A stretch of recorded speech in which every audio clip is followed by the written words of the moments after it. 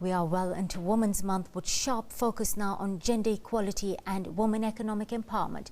This week, President Jacob Zuma commended struggle stalwarts of the iconic 1956 march for opening up the leadership space for all women. And AU Commission Chairperson Dr. Nkosazana Dlamini Zuma called on young women to become drivers of transformation. Women's Month in South Africa pays homage to the women of our nation, the mothers, wives, sisters and daughters who fought tirelessly against the tyranny of the apartheid government. But to date, many disparities continue to marginalize women from the greater participation of our economy. The severe underrepresentation of women in various economic sectors and in decision-making positions in the private sector demonstrate the urgent need for intervention to improve the status of women in our society. Well, Phindile Mooketse is manager at Komati Plant and the author of Leadership Navigation. She joins us now on the SABC News Desk. Good afternoon, Phindile. Always such a pleasure to have you on the desk.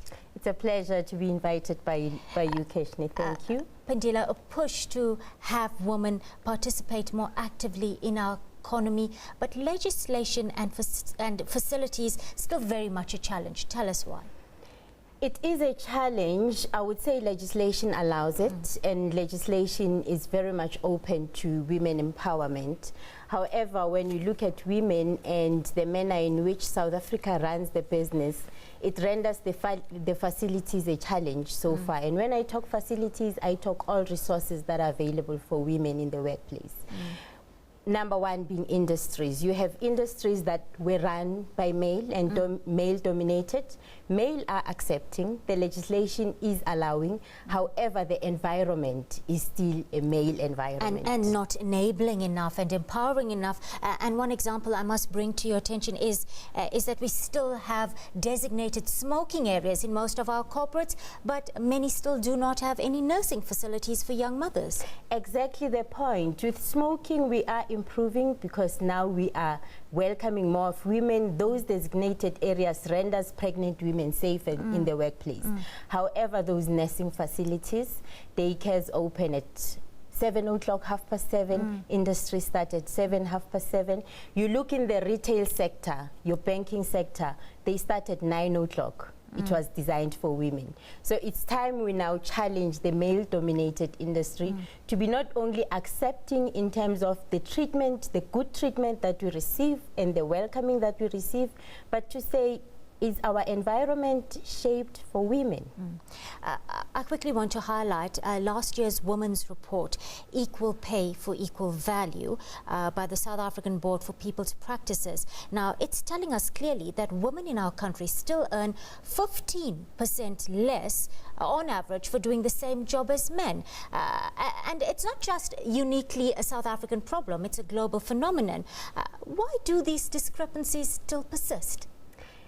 It's the way we were brought up, the system we came into. I believe that it's not designed by anybody to be like that. It's by default, because as women, we get into the industry with our male counterparts, but a male is quick to negotiate his salary. And as women, naturally, we are servants, so we serve even at work. Being in leadership myself, I have women and men under me. I've never had a woman coming to me and say, Phindi, can we look at my salary? Males, they will challenge you. They naturally are competitive. They want to be better than everybody. On that note, Phindi, how should women be negotiating their salaries?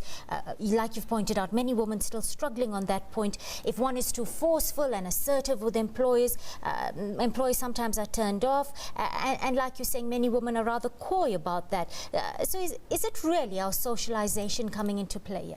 It is socialization coming into play, but like I said, same as facilities, the industry needs to look at how do they change it to accept women.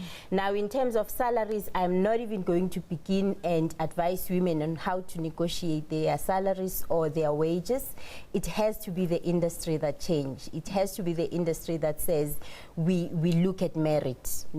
You negotiate or you not, your merit will talk for you, because as women, we are performers. Of course, there's something else I want to highlight quickly. The reality facing many women today is that many want to perhaps take a break and start a family, have a baby or two. And then often a woman is forced to return to the workplace for lesser pay. Why is choosing to have a child still seen as such an anomaly almost in the workplace? It doesn't mean that one loses your skills or capabilities because you want to have a baby or you've just had one. I'm just going to have one in December. Congratulations, I see that. Yeah, it's one thing is you don't lose the skill. You come back to work roughly after 4 or 5 months, at most 6 months. You haven't lost anything. And I would say to women, if you feel disadvantaged, I mean, our industry and legislation allows us to challenge those the status quo. So you need to know who to talk to challenge such. From what I've seen based on my experience and what I see in industry is that the laws allow women to be on par. It's us who are still taking a step back and not coming to the fore. Very quickly before I let you go, just a generation ago, we had such